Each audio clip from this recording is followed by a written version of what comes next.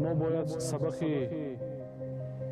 5-6 سالی گذشته را باید فراموش نکنیم و به یگان گونه احساسات راه ندهیم.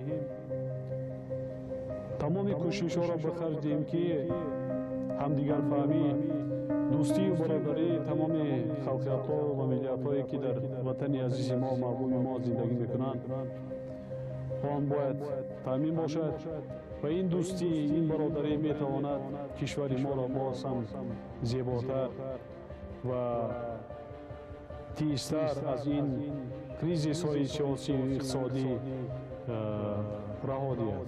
تاجیکستان آینده خیلی روشن،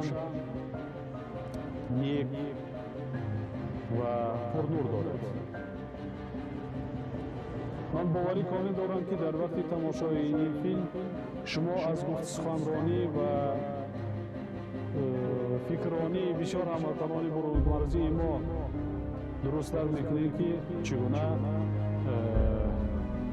وطن عزیز است و مخصوصا تاجیکستان برای همه تاجیکان دنیا، وطن همه تاجیکستانیان است، تاجیکان دنیا است.